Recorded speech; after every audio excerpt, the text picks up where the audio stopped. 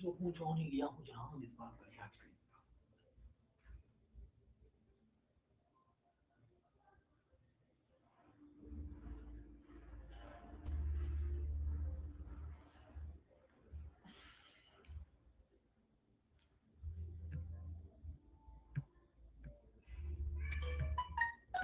आज हम लोग जा रहे हैं करने अपना सैंपल पेपर, एक लगा चुके, दो लगा चुके।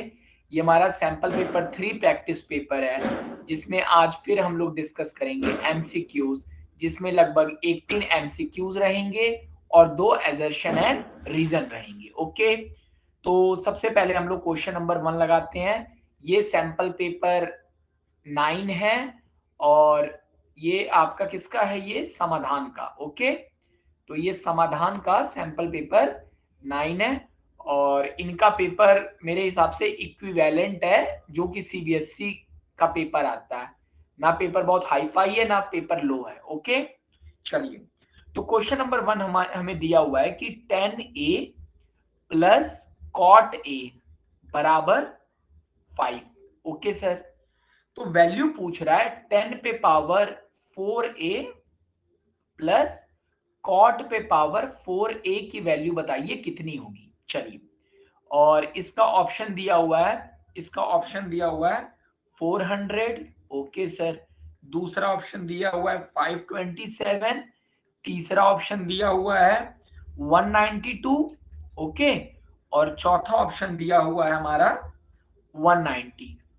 अब देखिए, ये क्वेश्चन आपको मैं बता रहा हूं, कभी भी ऐसा क्वेश्चन आए तो देखिए आपको इतना, कभी भी ऐसा क्वेश्चन आए तो इसमें ध्यान ये देना रहता है कि टेन ए और कॉट ए मुझे पता है एक दूसरे के वो है, रेसिप्रोकल है। तो ये कुछ इस तरीके से आप जानते, देखो आपको पता है यहाँ पे लॉजिक क्या लगता है। आपको पता है x प्लस 1x की वैल्यू कुछ भी दिया हुआ है, मान लो ये x है और ये 1/10 है, तो एक तरीके से x और 1/x की वैल्यू है। तो अगर कभी आपसे यही नहीं, आपसे मान लीजिए क्वेश्चन में पूछ देता कि 10 स्क्वायर ए प्लस कॉट स्क्वायर ए बताइए कितना होगा। तो देखिए, अगर आपको निकालना है एक्स स्क्वायर प्लस 1/x² की वैल्यू, तो ये वैल्यू कितनी होगी। तो अगर मैं x प्लस 1/x का होल स्क्वायर कर दूं, है ना, और तो x का और प्लस टू और -2 कर दूं, तो ये इसकी वैल्यू होगी, होगी कि नहीं। क्योंकि देखिए x² plus 1/x² plus 2ab, तो ये कट गया 2। अब इसी में से अगर मैं -2 कर दूंगा तो मुझे ये चीज मिल जाएगी इधर वाली। ओके, अब इसी तरीके से अगर मुझे x² प्लस 1/x² का स्क्वायर करना है तो ये क्या होगा, नहीं, यानी अगर मुझे अब निकालना है, यहां पे अगर मुझसे कोई पूछता कि सर बताइए x पे पावर 4 प्लस 1/x पे पावर 4 क्या होता, तो मैं क्या लिखता, x² प्लस 1/x² का स्क्वायर, ठीक है, -2, है ना। तो मतलब वैल्यू क्या हुई, इसका मतलब ये हुआ कि सर मतलब x पे पावर 4 प्लस 1/x पे पावर 4 प्लस 2 x पे पावर 4 इंटू 1/x पे पावर 4 होता कि नहीं, और इसमें से मैं -2 करता तो आ जाता। क्लियर, ठीक है। अब देखिए, अब लॉजिक क्या है, अब ये क्वेश्चन खत्म हो गया। क्यों खत्म हो गया सर, क्योंकि x प्लस 1/x यानी 10a प्लस कॉट ए, यानी इसकी वैल्यू दिया हुआ है 5, इसकी वैल्यू दिया हुआ है 5, तो अगर मुझे ये वैल्यू निकालना है तो ये वैल्यू निकालने के लिए मुझसे यही पूछा ना 10 पे पावर 4 है प्लस कॉट पे पावर 4 है, तो ये वैल्यू निकालना है। तो अगर मुझे ये वैल्यू निकालनी पड़ेगी और ये वैल्यू निकाल लूंगा तो मेरा हो जाएगा। अब देखो, अब मुझे इसकी वैल्यू पता है कि 5 है ना? तो मैं लिख सकता हूं एक्स स्क्वायर प्लस 1/x² की वैल्यू क्या होगी? 5 का स्क्वायर माइनस 2। तो 5 5 जा 25, 25 में से 2 घटा कितना आया? 23 आया। अब इसकी वैल्यू मुझे पता चल गई, तो ये वैल्यू कितनी होगी? ये होगी 23 का स्क्वायर माइनस 2। अब 23 का स्क्वायर कितना होता है? तो अगर हम 23 का स्क्वायर करेंगे, 23 इंटू 23, 3 जा 9, 3 2 जा 6 और 46, तो 9 2 4 1 5 529, तो 529 माइनस 2, तो आंसर आता 527। तो इसका आंसर क्या हो गया? 527। Okay, it was a very good question, क्योंकि वो आपसे, देखिए यहाँ पे वो क्या क्या पूछ सकता था। वो आपसे ये वाली वैल्यू भी पूछ सकता था, टेन स्क्वायर ए प्लस कॉट स्क्वायर आ चाहिए, उसने ये पूछा। ठीक है, इसके अलावा वो आपसे ये भी पूछ सकता था कि मान लो 10a माइनस कॉट ए की वैल्यू बताओ। 10a माइनस कॉट ए की वैल्यू मान लो पूछ देता, कितना होता? ठीक है, तो जैसे मान लो यहीं पे आपसे पूछ देता 10a माइनस कॉट ए की वैल्यू बताइए, तो आपको समझ आता ही है कि x माइनस 1/x की वैल्यू अगर आपको निकालनी है, तो x माइनस 1/x की वैल्यू क्या होती है? अगर मैं इसका स्क्वायर करूंगा तो आपको पता है ना, x square plus 1/x² minus 2 आएगा। अभी अगर मैं ये कर दूं, यानी मैं लिख सकता हूं एक्स स्क्वायर प्लस 1/x² की वैल्यू होती है sir x minus 1/x plus इसका स्क्वायर प्लस 2।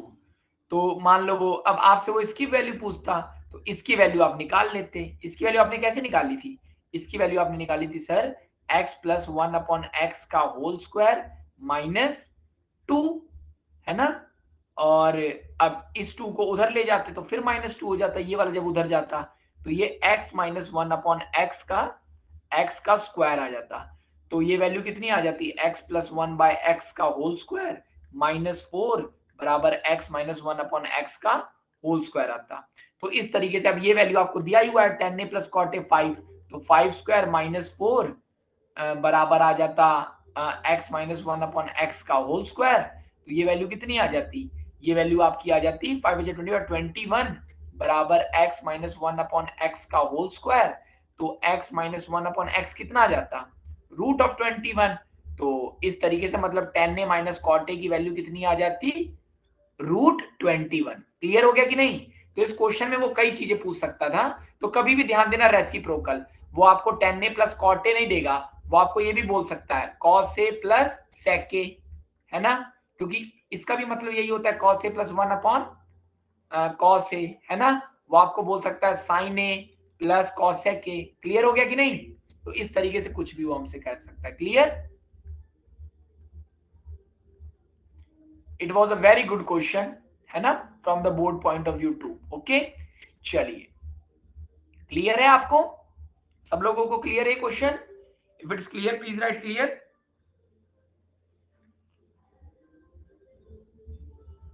Very good. चलिए, अब क्वेश्चन 2 बोला हुआ है। क्वेश्चन 2 ये बोला है कि the exponent of 3, exponent of 3 कितना होगा in the prime factorization of, prime factorization prime factorization of, यानी बोला है 3780 इज। ये भी ठीक है, बहुत इजी क्वेश्चन है। अब ऑप्शन दे दिए हैं, इसमें 4 ऑप्शन दिए हुए हैं। ठीक है, अब 4 ऑप्शन क्या क्या दिए हुए हैं आपको? दिया हुआ है 3 4 5 6, 3 4 5 6, यानी वो ये पूछना चाहता है कि जब आप इस चीज का प्राइम फैक्टराइजेशन करेंगे तो 3 के ऊपर क्या पावर आएगी? 3 के ऊपर 3 आएगा इसके हिसाब से, 3 के ऊपर 4 आएगा, 3 के ऊपर 5 आएगा, कि 3 के ऊपर 6 आएगा। तो इसका तरीका यही है कि 3780 को आप क्या कर लो, प्राइम, यानी 2 2 1 जा 2, 1 7, 2 8 जा 16, 1 8, 1890, 2 945, फिर 3 3 3 जा 9, 315, फिर 3 105, फिर 3 35, अब तो जाएगा नहीं, फिर 5 7 जा 7 1 जा, तो 3 कितनी बार आया है? 3 बार आया है, यानी कितना होगा? 3 आंसर होगा। आंसर क्या होगा इसका? 3। Another easy question. Okay, clear? चलिए अब देखते हैं ये क्वेश्चन। देखिए हमारे सामने दिया हुआ है। ऐसा क्वेश्चन में बच्चे बहुत कंफ्यूज होते हैं, लेकिन यहाँ पे आपको लंबा नहीं करना। देखो क्वेश्चन बोला कि आपके सामने एक पॉलिनोमियल दिया हुआ है, एक्स स्क्वायर माइनस 3x, है ना, minus m m x square minus 3x minus m m plus 3। तो कह रहा है इसके जीरोस बताइए क्या होंगे, इसके जीरोस क्या होंगे। अब देखिए ऑप्शन में क्या क्या दिया है, एक m दिया है, एक m प्लस 3 दिया है।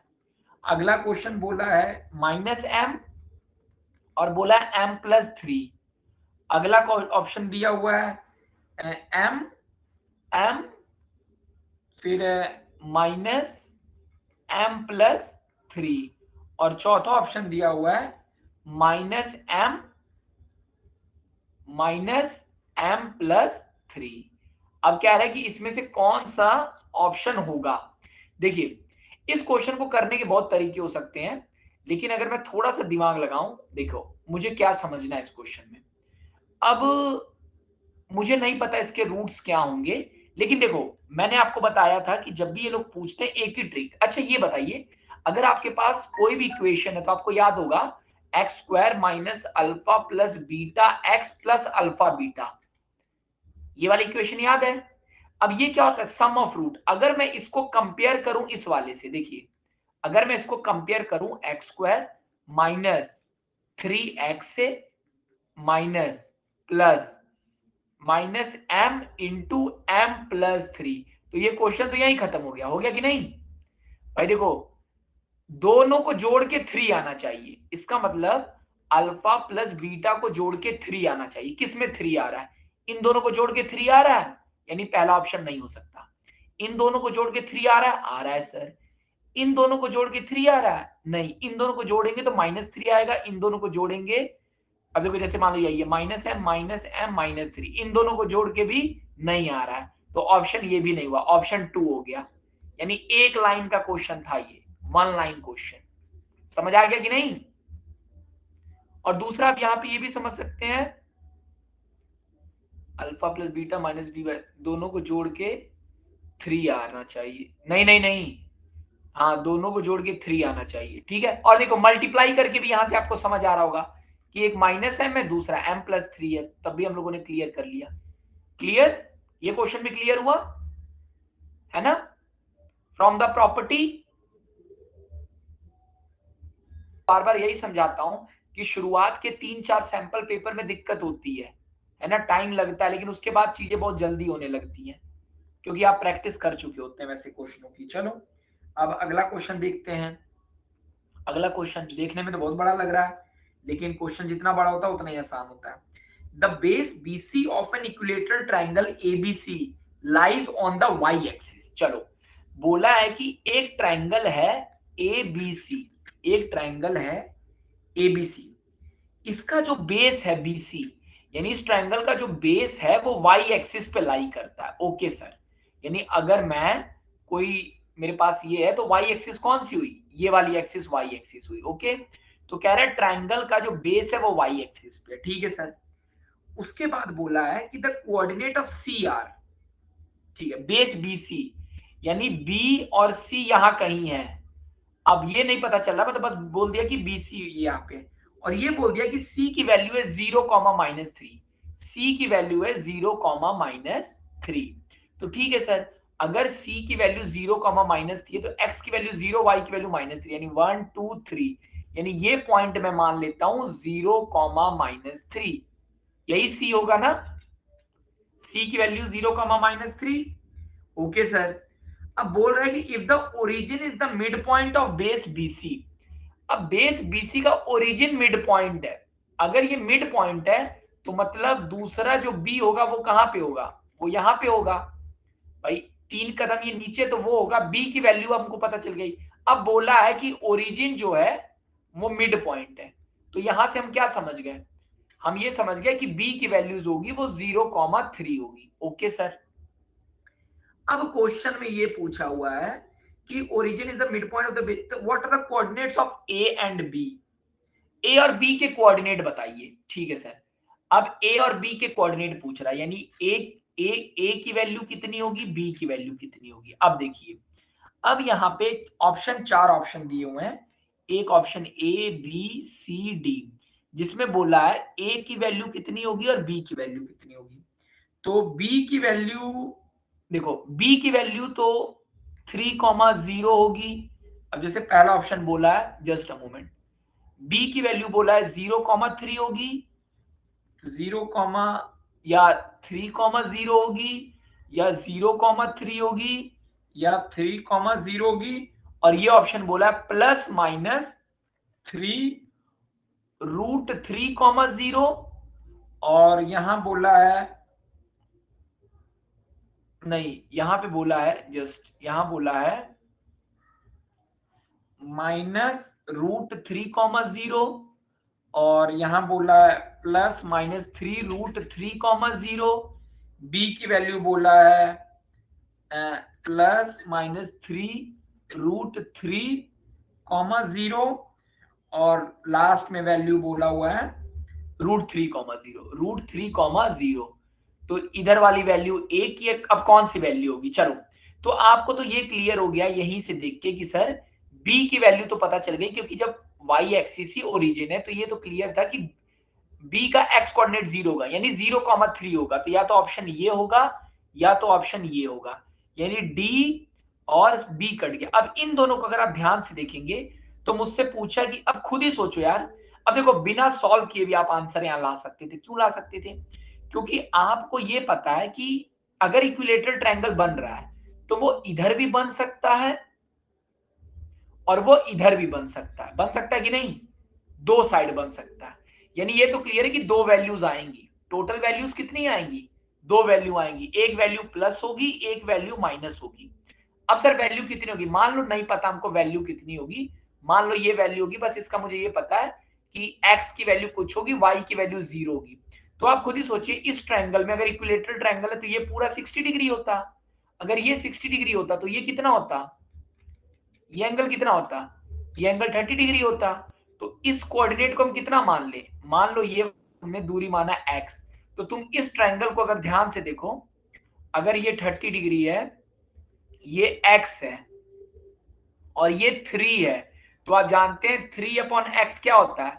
tan 30, जिसकी वैल्यू हो गई 1/√3। तो x की वैल्यू आ जाती 3√3। तो ऐसे भी हम लोग समझ जाते, तो ये वैल्यू आती सर 3√3,0। सिमिलरली इस तरफ वैल्यू क्या आती?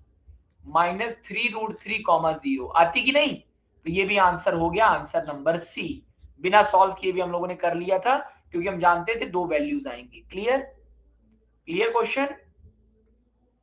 चलिए, now moving to the next question, question number 5। अब देखिए क्वेश्चन नंबर 5 क्या कह रहा है। At one end A of a diameter A B of a circle of radius 5 centimetre. ठीक है, यानी एक सर्किल दिया हुआ है, बोला है सर्किल का डाया है ए बी। ओके सर, एक एंड ए है, मतलब एंड ए की बात कर रहा है। The and at one end A of a diameter A B of a circle of radius, radius दिया हुआ है sir 5 centimeter. Okay sir, tangent X A Y, tangent क्या है आपका? टेंजेंट भी बोल दिया, एक्स ए वाई है। Okay sir, is drawn to the circle. The length of the chord C D, पूछ रहा है कॉर्ड सी डी की लेंथ बताइए। कॉर्ड सी डी की लेंथ कितनी होगी? पैरेलल टू एक्स वाई, जो कि पैरेलल है किसके? एक्स वाई के पैरेलल है। And at a distance 8 centimetre from A, and at a distance 8 centimetre from A. अब देखते हैं कहना क्या चाहता है।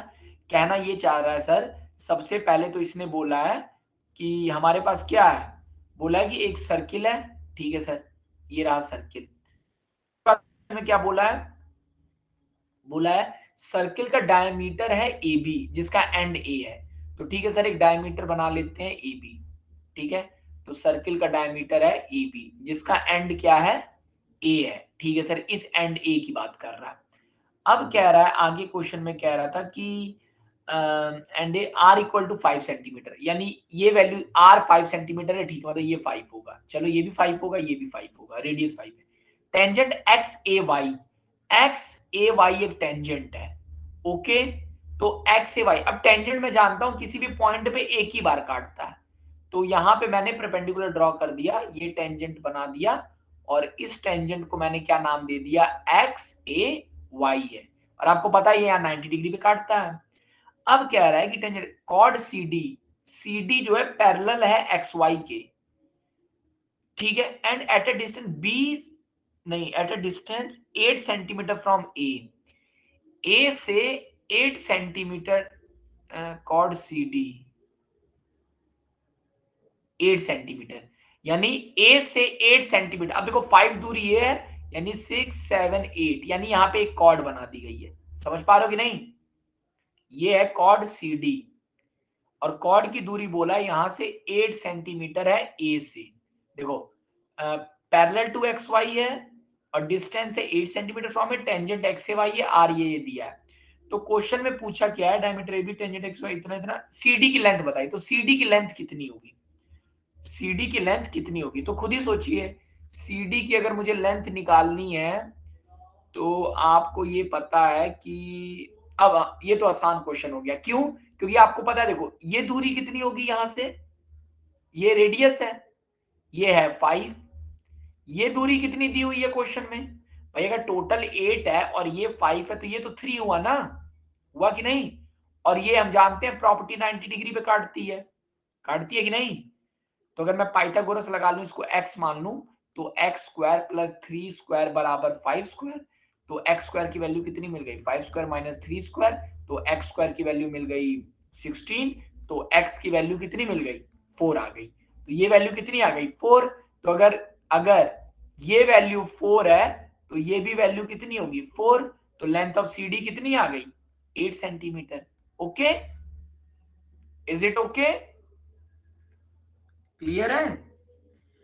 4 ऑप्शन इसके दिए हुए हैं sir, option A B C D, जिसमें ये भी एक अच्छा क्वेश्चन है बोर्ड के हिसाब से, 4 सेंटीमीटर, 6 सेंटीमीटर, ठीक है, और 5 सेंटीमीटर और 8 सेंटीमीटर। आपको पता है बिना सॉल्व किए भी इसको कर सकते थे, क्योंकि अगर आप डायग्राम सही बना लेते तो आपको अंदाजा लग जाता कि सर ये इसके आगे है, इस पॉइंट के आगे है, तो 4 हो नहीं सकता, ठीक है, और नहीं CD की लेंथ आप गेस नहीं कर पाते, नहीं आपको सॉल्व करना पड़ता थोड़ा सा, ओके, चलिए यहां तक क्लियर है, should we move to the next, yes sir, चलिए, तो क्वेश्चन नंबर 6 तब हमको दिया हुआ है कि हम लोग क्यूमुलेटिव फ्रीक्वेंसी टेबल बनाते हैं, किस लिए, क्यूमुलेटिव फ्रीक्वेंसी टेबल बनाते हैं हम लोग, इसको बनाने का पर्पस क्या है, तो पहला बोल रहा है मीन निकालने के लिए, दूसरा बोला है मीडियन निकालने के लिए, तीसरा बोला है मोड निकालने के लिए, और चौथा बोला है ऑल ऑफ दीज, ठीक है। तो क्यूमुलेटिव में आपको पता है बाकी की सारी चीजों को जोड़ना, तो आपको पता है क्यूमुलेटिव निकालने का कभी भी पर्पस मीन नहीं हो सकता है, ये तो हम लोग लॉजिक जानते हैं कि एवरेज निकालने के लिए कभी भी हम चीजों को जोड़ते नहीं है, तो फॉर द टाइमिंग इसका कॉन्सेप्ट तो बहुत डिटेल्ड कॉन्सेप्ट हो जाएगा, तो हम लोग याद रखते हैं कि क्यूमुलेटिव फ्रीक्वेंसी बस और बस हम लोग कब यूज करते थे, क्या निकालने में, मोड निकालने में, नहीं, मीन हुआ, मीडियन, मीडियन निकालने में, सॉरी क्या निकालने में, मीडियन निकालने में, तो ये मतलब थ्योरी बेस्ड डाटा है, तो इसको याद कर लेते हैं, ओके, क्लियर, क्लियर, चलिए अब क्वेश्चन नंबर 7 देखते हैं, तो क्वेश्चन नंबर 7 कह रहा है कि ABCD इज अ रेक्टेंगल, और ठीक है सर, ABCD एक रेक्टेंगल दिया हुआ है, ठीक है सर, ABCD एक रेक्टेंगल दिया हुआ है, बोला है कि 3 वर्टिसेस उसके दिए हुए हैं, एक वर्टिस है 4,3, एक वर्टिक्स कितना है 4,3, ओके सर, अगला वर्टेक्स दिया हुआ है 4,1, 4,1 दिया हुआ है, ओके सर, और अगला वर्टेक्स दिया है 0,1, ये वैल्यू बोला है 0,1 दिया हुआ है, तो पूछ क्या रहा है, पूछ ये रहा है कि डायगोनल की लेंथ बताइए। किसकी लेंथ? डायगोनल की लेंथ। तो ये तो बहुत ही इजी क्वेश्चन हो गया, यानी डायगोनल ये होगा, इसकी लेंथ बतानी है। तो मैं जानता हूं अगर रेक्टेंगल, अगर मैं ये लेंथ निकाल लूं और ये लेंथ निकाल लूं तो पाइथागोरस का यूज कर। अब ये लेंथ कितनी हो गई? 4 माइनस 0 का स्क्वायर प्लस 1 माइनस 1, 1 माइनस 1 का स्क्वायर, वो बीसी का स्क्वायर हुआ कि नहीं? बीसी का स्क्वायर। सिमिलरली AB का स्क्वायर कितना होगा? 4 माइनस 4 का स्क्वायर प्लस 3 माइनस 1 का स्क्वायर, और ये मान लो AC का स्क्वायर है। अरे यार, तो डायगोनल निकालने के लिए तो सीधे आप AC का स्क्वायर यहीं से ही निकाल लेते, नहीं निकाल लेते? है ना? एक मिनट, आप पहले ये भी निकालिए, ये दूरी कितनी आ रही है? ये वैल्यू आ रही है 3 में से 2 का स्क्वायर आया, ये 2 का स्क्वायर आया, और ये आया 4 का स्क्वायर आया, BC स्क्वायर। ओके सर, और AC की वैल्यू कितनी आ रही है? AC स्क्वायर अगर आप निकालेंगे तो ये वैल्यू आ रही है 4 माइनस 0 का स्क्वायर प्लस 3 माइनस 1, 2 का स्क्वायर, यानी 4 स्क्वायर प्लस 2 स्क्वायर। हाँ सही है। तो AC स्क्वायर कितना आ गया? AC स्क्वायर आ गया 16 प्लस 2 दूनी 4, 20, और AC की वैल्यू कितनी हो जाएगी? Root of 20। तो रूट ऑफ 20 कितना होगा? रूट ऑफ 5 इंटू 4, 4 को बाहर निकालेंगे 2 root 5 units. Okay okay, another easy question, ठीक है ना? तो इसके 4 ऑप्शन दिए हुए हैं। एक ऑप्शन है 2 रूट 5, एक ऑप्शन है रूट 5, एक है 2 बाय रूट 5, और एक ऑप्शन है 1 बाय रूट 5। तो ऑप्शन कौन सा होगा? ए वाला। Okay, now moving to the question number 8। अब क्वेश्चन नंबर 8 क्या दिया? In the given figure, figure दिया हुआ है, ठीक है सर, एक ट्रायंगल में एक फिगर बनाया है। पहले देख लेते हैं फिगर क्या है, ठीक है। और बोला है कि इस यहाँ पे एक लाइन खींच दिया है, ठीक है सर। ये दे दिया है डी, ओके सर। ये बोला है ए, ओके सर। ये है बी, और ये बोला है सी, ठीक है। और ये दूरी दे दिया है, AC की वैल्यू दी हुई है क्वेश्चन में 8 सेंटीमीटर, यानी ये आपको बोल दिया है 8 सेंटीमीटर यहां से यहां तक बोला हुआ है, और ये वैल्यू दिया हुआ है यहां से यहां तक 3 सेंटीमीटर, ओके सर। और बोला हुआ है कि in the given figure angle ACB equal to angle CDA। Question में बोला है कि एंगल ACB बराबर है एंगल CDA, यानी ACB कौन सा एंगल है? ACB, यानी ये वाला पूरा एंगल हो गया ना, ACB। हाँ, अब मैं बताता हूं ये भी कैसे एक शानदार क्वेश्चन है। एंगल ACB बराबर है एंगल CDA के। किसके बराबर है? ये दोनों एंगल कह रहा है बराबर है, ओके सर। अब क्वेश्चन में बोला हुआ है AC दिया हुआ है, AD दिया हुआ है, तो पूछ रहा है BD बताइए कितना होगा। क्वेश्चन में BD की वैल्यू पूछ रहा है कितना होगा। तो देखो, इस क्वेश्चन को करने में बहुत चीजें हो सकती हैं, लेकिन इस क्वेश्चन को मैं बता रहा हूं आप कैसे करिए, कभी भी ऐसा क्वेश्चन है। और ऑप्शन भी देख लीजिए, ऑप्शन भी दिया हुआ है कि ये बहुत ही अच्छा क्वेश्चन है, ठीक है। क्योंकि जो विजुलाइज नहीं कर पाएगा वहां पूरी दिक्कत होगी। और मैं बताता हूं कि इस क्वेश्चन को कैसे आप जल्दी से करेंगे। 22/3, बी दिया हुआ है 26/3, सी दिया हुआ है 55/3, और डी दिया हुआ है 64/3। अब देखो, कभी भी ऐसा क्वेश्चन आए ना तो आप एक काम करो, सबसे पहले अब देखो तुम्हारे पास दो ट्रायंगल है। अब देखो दो ट्रायंगल, कौन कौन सा ट्रायंगल है? एक ट्रायंगल है तुम्हारे पास, देखो, तुमको अब ऐसा ट्रायंगल लेना है। देखो, अगर एक ट्रायंगल तुम ये वाला लो किसी तरीके जिसमें ये एंगल आए, और दो ट्रायंगल है हमारे पास, है ना? तो हम लोग क्या करते हैं, अगर मैं ये ट्रायंगल लूं अगर मैं ADC ट्रायंगल लूं, ADC, और ये बनाता हूं मैं इस ट्रायंगल का, ये बनाया मैंने AC, ओके। और AD को ले लेता हूं, ये ले लेता हूं, इस पॉइंट को ले लेता हूं DAD। कौन सा ट्रायंगल ले रहा था मैं? ADC, okay. A इधर ले लेता हूं, D इधर ले लेता हूं, AD की वैल्यू है 3, AC की वैल्यू है 8, ओके, और DC वाली वैल्यू रही ये वाली, नॉर्मली जोड़ दिया, ठीक है। अब आपको दिया हुआ ये एंगल कौन सा है, angle DAC, angle D, angle नहीं DAC, यानी ये वाला एंगल, ये वाला एंगल है ना, ये वाला एंगल, ठीक है। अब इसी के सामने मैं एक और ट्रायंगल बनाता हूं, इस वाले को लेते हुए, अब ये वाले को लेते हुए, कौन सा ट्रायंगल में लेता हूं, अब ACB, ट्रायंगल में लेता हूं ACB। अब देखो, अब ट्रायंगल ACB में AC को वही लीजिए आप, इसको मैं लेता हूं A, इसको लेता हूं C, इसको लेता हूं। अब देखो A, इसको लेता हूं, अब मुझे एंगल C चाहिए, तो C A के बराबर है, C A के बराबर है। अगर C A के बराबर है, अगर C A के बराबर है और ये एंगल चाहिए, तो एक काम करता हूं मैं, इधर लेता हूं C, यही ट्रिक है पूरे क्वेश्चन में, बस अब जो मैंने किया, ये लिया A और आपने ट्रायंगल क्या लिया है, ये लो, इस पॉइंट को ले लिया आपने B, ले लिया, क्या ले लिया, B ले लिया, ले लिया ना। अब देखो, अब आपको क्या क्वेश्चन में पता था, आपने AC की लेंथ आपको 8 दिया हुआ है और ये एंगल जो आपको 3 दिया हुआ है, एंगल A, तो एंगल ACB, यानी ये एंगल ये रहा, रहा कि नहीं, और एक एंगल आपका ये रहा, हो गया ना।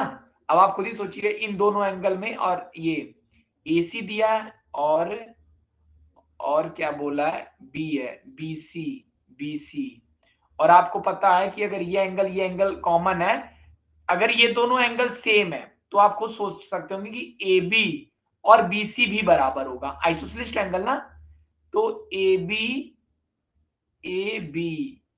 और BC भी बराबर होगा।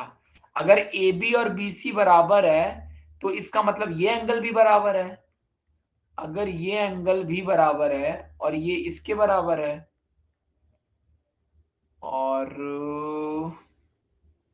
क्या हो गया, नहीं रुकिए एक मिनट, जस्ट अ मोमेंट, मुझे निकालना क्या है, मुझे BD निकालना है, BD कहाँ दिया हुआ है, तो BD तो मैंने लिया ही नहीं, तो BD निकालने के लिए अगर BD AB मुझे पता चल जाए तब भी मेरा काम हो जाएगा, AB तो इधर दिया हुआ है, AB मुझे पता चल जाए,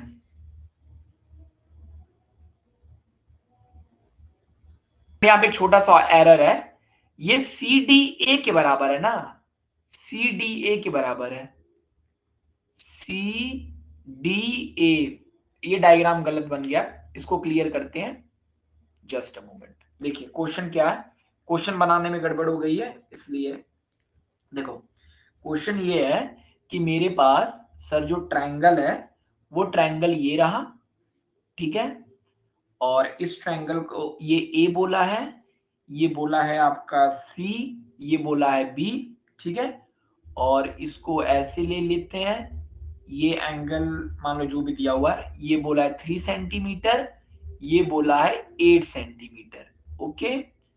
और ध्यान देने वाली बात क्या है कि ये दिया 8 सेंटीमीटर सही है, ये 3 सेंटीमीटर सही है, और बोला है एंगल ACB बराबर है एंगल CDA के, एंगल CDA के, ACB, यानी ये एंगल जो है, ये एंगल CDA, एंगल CDA इसके बराबर है, ठीक है, इसके बराबर है, ठीक है। अब देखिए अब क्या आपको करना है, अब अभी भी चीजें हैं, तो आप देखो, अब दो ट्रायंगल लेते हैं, यही ट्रिक थी, ट्रायंगल लेते हैं पहले ABC लेते हैं, और एक ट्रायंगल लेते हैं ACD। अब देखो इससे फायदा क्या होगा, तो अगर देखो दोनों ट्रायंगल में अगर आप ट्रायंगल ACB ले, ABC ले, तब भी AC आएगा और AC दोनों में आएगा, तो मैंने AC यहां बना लिया, क्या बना लिया, AC, और इसमें भी बना लिया। अब देखो इसमें दो चीजें हो सकती हैं, इसमें, हाँ इसको अभी छोड़ देता हूं, अब ABC देखो, ABC, अगर ये A है, ये C है और ये B है, इस पॉइंट को मैंने B ले लिया और जोड़ दिया, ओके। तो क्वेश्चन में क्या बोला था, अब जो ट्रायंगल ABC है, तो एंगल C कौन सा है, एंगल C है ये वाला, ठीक है।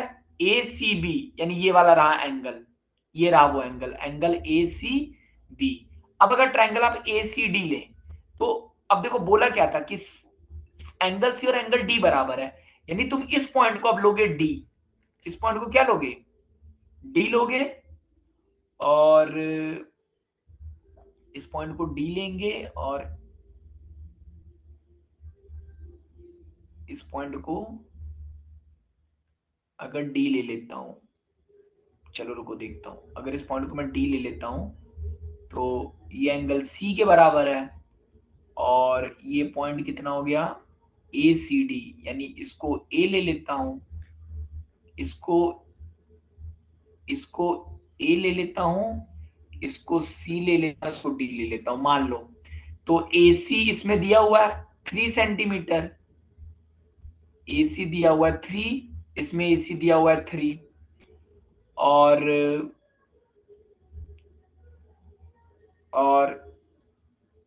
ए सी नहीं, ए सी 8 दिया हुआ है, ये 8 है, ये 8 है, और एडी दिया हुआ है 3, एडी एडी दिया हुआ है 3,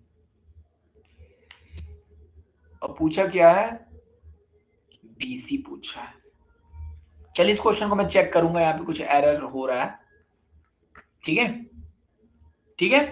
तो हम लोग इसको छोड़ते हैं, नेक्स्ट वाला क्वेश्चन करते हैं, इसको अगले में डिस्कस कर लेंगे। चलिए moving to the next question, ठीक है। अब बोला हुआ है कि क्वेश्चन नंबर 9 हमको दिया हुआ है कि sir the capacity of a cylindrical vessel with a hemisphere portion raised upward at the bottom as shown इस फिगर, ठीक है। तो एक ऐसे फोटो बनाया हुआ है ना, मतलब ये इस तरीके से है कोई, ठीक है, और बोला हुआ है कि ये इस तरीके से, मतलब इस तरीके से है, ठीक है, और बोला है कि ये 8 सेंटीमीटर दिया हुआ है पूरा, ठीक है सर, और ये पूरा दिया हुआ है तुम्हारा ये बोला रेडियस इसका दिया हुआ है 4 सेंटीमीटर, ठीक है। तो पूछा हुआ है कि the capacity of a cylindrical vessel with a hemispherical portion raised upward at the bottom as shown in the figure, मतलब इसका इसमें कितना, मतलब कैपेसिटी कितनी है, मतलब ये इस तरीके से सॉलिड है, मेरी बात समझ गए कि नहीं, मतलब इसका वॉल्यूम बताना है, इसका क्या बताना है, वॉल्यूम बताना है। तो ये तो एक इजी क्वेश्चन है कि अगर सिलेंडर में से, अगर मैं सिलेंडर के वॉल्यूम में से माइनस कर दूंगा हेमिस्फेयर का वॉल्यूम, तो मुझे जिस फिगर का वॉल्यूम मिलेगा वो ये फिगर होगा कि नहीं, क्लियर। अब इसका वॉल्यूम क्या होता है सिलेंडर का, पाई आर स्क्वायर एच। अब पाई की वैल्यू पाई है, आर की वैल्यू है 4 स्क्वायर, और एच दिया हुआ है 8, तो 4 4 जा 16, 16 8 जा 144 पाई, 144 पाई इसका वॉल्यूम, माइनस इसका वॉल्यूम क्या होता है, आप जानते हैं पूरे का वॉल्यूम 4/3 पाई आर क्यूब होता है, तो हाफ होगा 4/3 पूरे हेमिस्फीयर के वॉल्यूम के, तो मैं लिख सकता हूं 2/3 पाई आर क्यूब, तो 2/3 पाई आर कितना होगा इसके लिए, आर इसके लिए भी आर 4 होगा, तो 4 का क्यूब, ठीक है। तो आंसर क्या आएगा, 144 पाई में से अगर मैं घटा दूं सर 2/3 इंटू 4 4 जा 64 जा 64 पाई को, तो मतलब 144 पाई माइनस 128 पाई बाय 3 जो वैल्यू आएगी यही आंसर होगा। तो इसको अगर मैं सॉल्व करूं तो 3 into 144 pi minus 128 pi upon 3, तो ये वैल्यू कितनी आ गई, 144 को 3 4 जेड का 2 आंसर, 3 बजे 12 30 का 3 आंसर 1 3 3 432, 432, और इसमें से फिर आप घटा लेंगे 128, तो 12 में से 8 घटा 4, 2 में से 2 घटा 0, 4 में 304, तो आंसर आया 304/3 पाई। ओके, आंसर आता है इसको सॉल्व करके 304/3 पाई, ठीक है। This is our final answer. Now moving to the next question, ठीक है। अब हम लोग अगला क्वेश्चन करते हैं। क्वेश्चन बोला हुआ है, ठीक है, क्वेश्चन क्या बोला है, क्वेश्चन नंबर 10,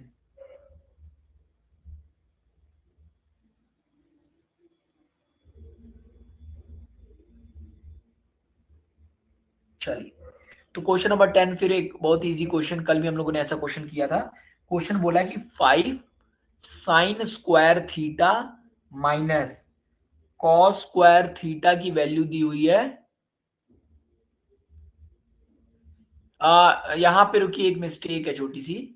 यहाँ पे क्या, ये 144 नहीं होगा, ये 128 पाई होगा। ओके, तो यहाँ पे हो गया 128, यहाँ 128, और 3 × 128 कितना हो गया, 128 × 3 8 या 24, आंसर 2, 3 दूनी 6 7 8, 3 एकम 3, 384, इसमें से घटेगा 128, तो 8 7 4 में से 6 समय दो निकला 5, 256, तो 256 पाई/3 आंसर होगा। ओके, ठीक है, जल्दबाजी में कैलकुलेशन मिस्टेक हो गई। चलिए नाउ अब ये क्वेश्चन कर रहे थे हम लोग, 5 sin square theta minus cos square theta 2 दिया है, थीटा की वैल्यू पूछ रहा है, थीटा की वैल्यू पूछ रहा है। तो देखो एक तरीका तो है कि ऑप्शन दिया हुआ है, ऑप्शन डाल के चेक कर लो, है ना।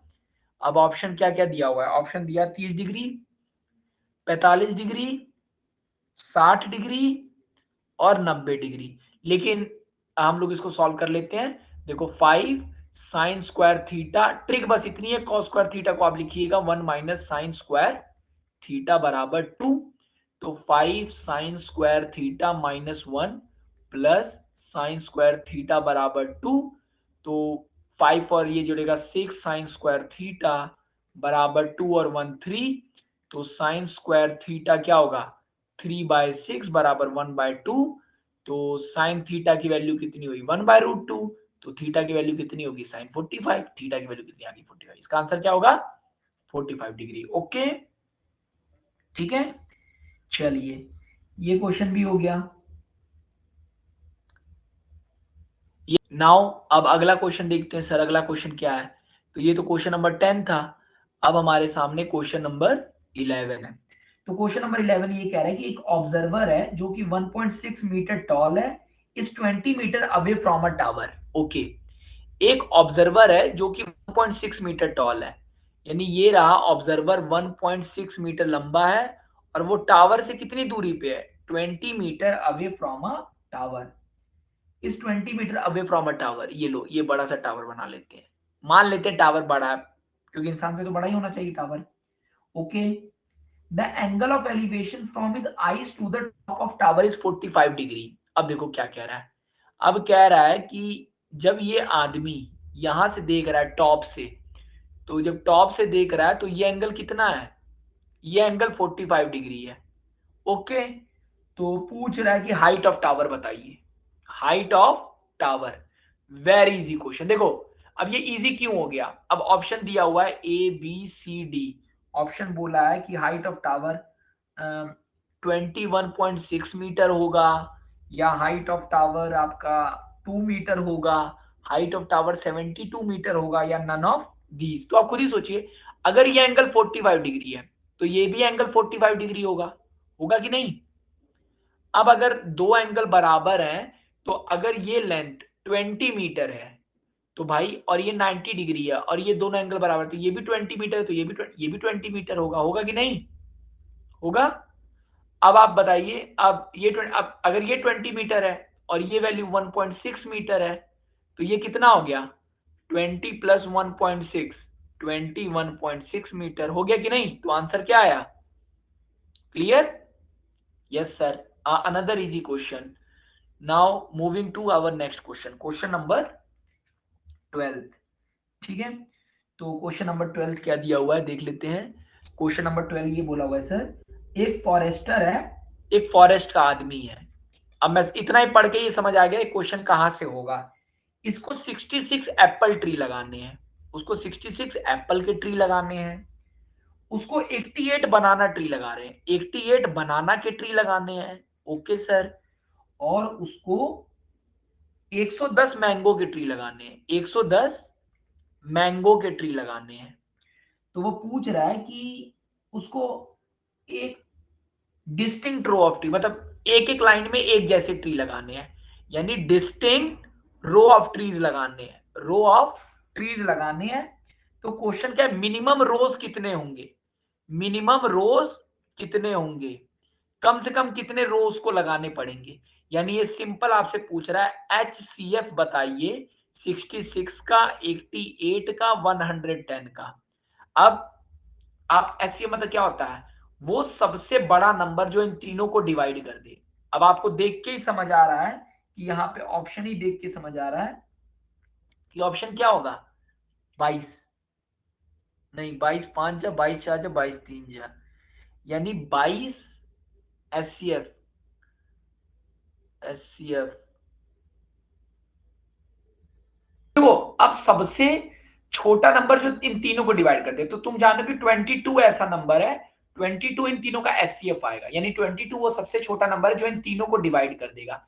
इसका क्या मतलब हुआ, यानी एप्पल के ट्री को जब उसको लगाना होगा, एप्पल के ट्री को, तो कितनी रो बनेगी, यानी अगर 22 एप्पल एक लाइन में लगा दे, 22 एप्पल एक लाइन में लगा दे, 22 एप्पल एक लाइन में लगा दे, तो कितने एप्पल के कितने रो बन गए, 1 2 3 रो, 3 रो एप्पल के बन गए। ओके, अब बनाना के 1 रो, 2 रो, 3 रो और 4 रो, 88 बनाना ट्री, मतलब अब देखो 3 इसके बने, 4 इसके बने, और मैंगो के कितने बनेंगे, मैंगो के हमारे बनेंगे सर टोटल 5, क्योंकि 110 है, 1 2 3 4 5, तो इसके बनेंगे 5।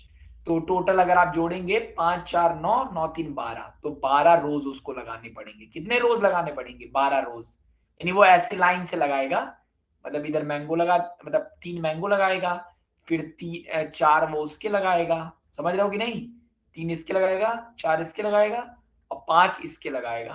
Clear, clear. Now moving to the next question. अब अगला क्वेश्चन देखते हैं क्या है सर। तो अब हम लोग अंत की तरफ बढ़ते हुए क्वेश्चन नंबर 13। क्वेश्चन नंबर 13 क्या कह रहा है, mid point of the class interval group data इतना तक कॉरेस्पॉन्डिंग फ्रीक्वेंसी इतना इतना इतना इतना इतना कितना इक्वल होगा। चलो देखो, ये क्वेश्चन सबसे फेमस क्वेश्चनों में से एक है। ये क्वेश्चन तो मान लो आने के पेपर में 5 स्टार दीजिए इस क्वेश्चन को, ऐसे क्वेश्चन आने के पेपर में बहुत ज्यादा चांस है। ठीक है, ये कह रहा है कि if x I R the mid point of class interval of group data और कॉरेस्पॉन्डिंग फ्रीक्वेंसी, मतलब आप बस इतना जान जाइए कि कभी भी देखो, ये कह रहा है कि बस इतना जानो कि जो समीशन ऑफ, यहाँ लॉजिक, खैर ये इसको एक्सप्लेन करना थोड़ा सा बड़ा है, लेकिन मैं बस आपको इतना समझा देता हूं कि अगर कभी भी मतलब इसकी वैल्यू पूछ रहा है और बोला है कि एक्स बार तो खैर मीन नहीं होगा, ये मीन ही होगा, तो कभी भी इसकी वैल्यू पूछ रहा है तो मतलब अगर बोला है कि x I R the mid point of, मतलब ये मिड इंटरवल है, मतलब कभी भी ऐसा क्वेश्चन रहे, इसको हम लोग समझेंगे क्योंकि थोड़ा समझने में इसको बहुत टाइम लग जाएगा इस क्वेश्चन को, तो बस आप समझ जाइए कभी भी ऐसा क्वेश्चन रहे तो इसका आंसर होता है 0। क्या होता है answer, 0। For the time being हम इसको लर्न कर लेते हैं, ठीक है, बाकी हम लोग अपने मीन मीडियन वाले लेक्चर में ये चीज क्लियर की है और क्लियर कर भी लेंगे। ओके, तो इसका आंसर होता है 0। ठीक है, अब क्वेश्चन नंबर 14 देख लेते हैं, इसको स्टार लगा के छोड़ देते हैं। ठीक है, अब क्वेश्चन क्या बोला है, द पॉइंट पी जो डिवाइड कर रहा है line segment joining point A and be in the ratio. ठीक है, अब देखो ये तो बहुत आसान क्वेश्चन हो गया, ये बोल रहा है ये ए पॉइंट है, ये बी पॉइंट है। ए पॉइंट क्या है, ए की वैल्यू दिया है 2, और बी की वैल्यू दिया हुआ है 5, 2, बी की वैल्यू दिया है 5, 2। ठीक है, ठीक है सर, ए है बी है। अब क्वेश्चन बोला है कि एक पॉइंट ए है 2, -5, एक कॉमा बी है 5, इन द रेशियो 2:3, यानी एक मतलब ये टोटल 5 हिस्सों में कटा है, 1 2 3 4 5, तो कह रहा है कि यहाँ पे ये 2:3 बट रहा है, मतलब ये 2:3 पार्ट में है, तो वो बोल रहा है कि ये किस क्वाड्रेंट में होगा, ये वाला पॉइंट किस क्वाड्रेंट में होगा। तो देखो इस, अब ये पॉइंट क्वाड्रेंट में निकालने के लिए बस आप इस पॉइंट को निकाल लीजिए, ये पॉइंट मान लो P है, तो P क्या निकलेगा, P निकलेगा M। M आपको याद है M x2 प्लस N, अगर ये M है ये N है, ये x1 है, ये y1 है, ये x2 है, ये y2 है, तो M x2 plus N x1 upon M plus N, 3 और 2 कितना हो गया, 5 हो गया।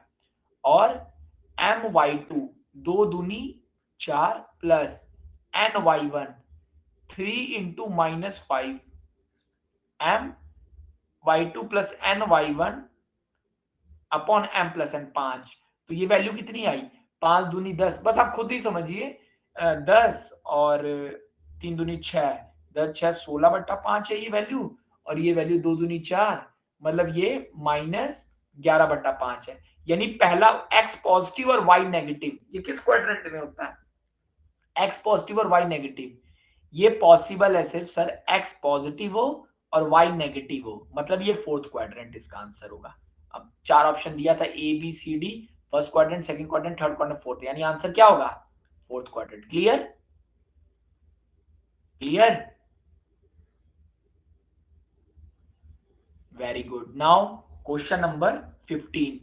क्वेश्चन नंबर 15 ये है कि अब देखो एक इक्वेशन दिया हुआ है 5x प्लस 1/x बराबर 6 है, और पूछ रहा है इसके रूट्स क्या होंगे, इसके रूट्स क्या होंगे।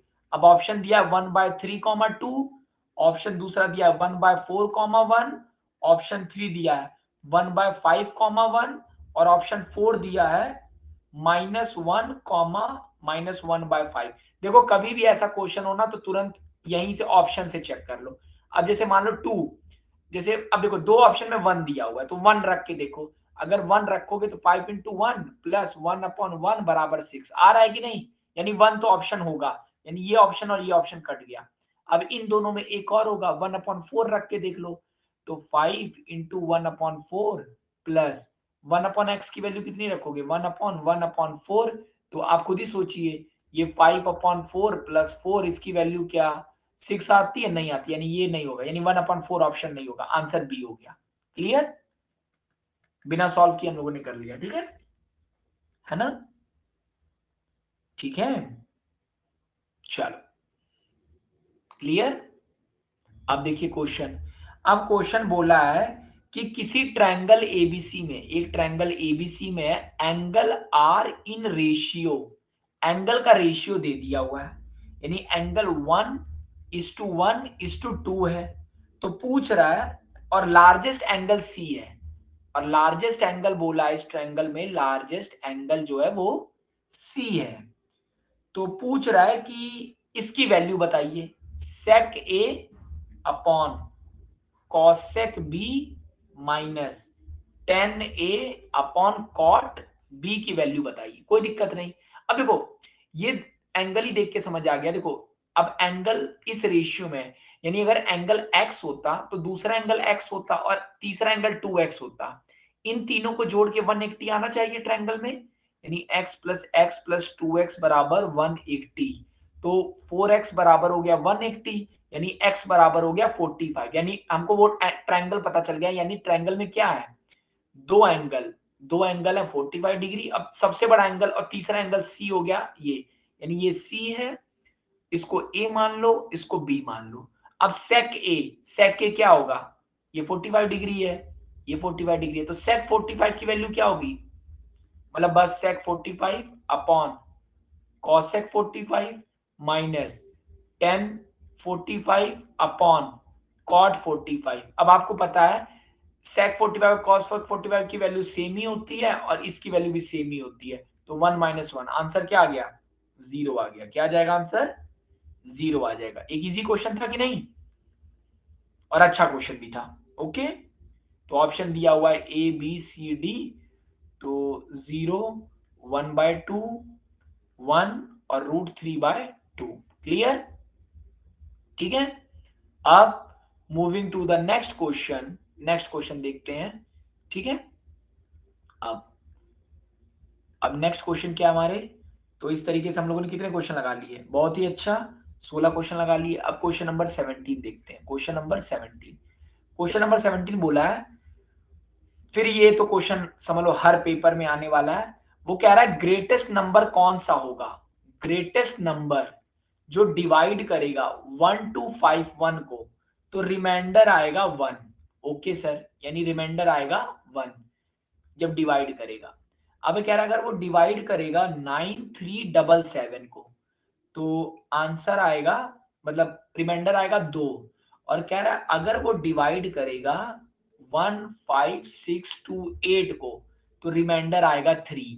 तो आपको पता है वो नंबर कौन होगा। तो ऐसे क्वेश्चनों को कभी भी ऑप्शन के थ्रू ही जाना चाहिए, कभी भी एचसीएफ मत निकालिए, ऑप्शन के थ्रू जानिए। कैसे? यानी अब ऑप्शन हमको इसमें दिया हुआ है 575, 750, 450 और 625। अब देखो 1251 को डिवाइड कर रहा है तो रिमाइंडर 1 आ रहा है, इसका मतलब क्या होगा, यानी वो नंबर 1250 को पूरी तरीके से डिवाइड कर देगा। अब इसको डिवाइड करने पे रिमाइंडर 2 आ रहा है, यानी वो नंबर 9375 को डिवाइड कर देगा और रिमाइंडर 3 आ रहा है, यानी 15625 को डिवाइड कर लेगा। अब आप बताइए सबसे बड़ा नंबर कौन है जो तीनों को डिवाइड कर दे। नहीं भी दिमाग में आ रहा है तो आप बस यहाँ 1250 को देखिए, आपको समझ आ जाएगा। सबसे बड़ा नंबर कौन सा जो 1250 को डिवाइड कर देगा। ये 1250 को कर नहीं सकता, ये कर नहीं सकता, ये कर नहीं सकता। एक लाइन का क्वेश्चन, आंसर 625 होगा, बाकी को देखने की भी जरूरत नहीं। क्लियर? क्लियर? ठीक है, clear? Yes sir, very easy question. अब जरा देखते हैं कि, चलो क्वेश्चन नंबर 18 देखते हैं, last question of our MCQ. बोल रहा है कि एक बोट है वो ट्रेवल कर रही है with speed of 50 kilometre in still water. यानी चलो, यानी मान लो ये पानी है, ये पानी है और सब कुछ रुका हुआ है, तो इसके अंदर एक बोट है जो कि ट्रेवल कर रही है। बोट की स्पीड है 15, क्या बोला है, boat travel 15 kilometre per our है बोट की स्पीड। ओके सर, और कह रहा है कि अगर रिवर फ्लो कर रहा है 5 किलोमीटर पर आवर से,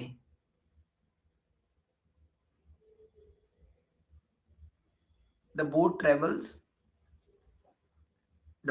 सम डिस्टेंस डाउनस्ट्रीम। एक मिनट, अब बोट ट्रेवल भी इतना इन स्टिल वाटर, नहीं नहीं ऐसे बोट को मत ट्रेवल कराइए, ठीक है, इसको ऐसे समझाइए। ये कह रहा है कि बोट एक है वो ऐसे ट्रेवल कर रही है जब पानी रुका हुआ है।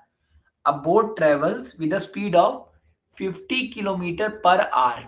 ओके, अब कह रहा है कि बोट कुछ दूर चल के गई, कुछ दूर बोट चल के गई, मान लो यहां से यहां तक बोट चल के गई, इस पॉइंट से, ये बहुत अच्छा क्वेश्चन है, इस पॉइंट तक चल के गई, ठीक है।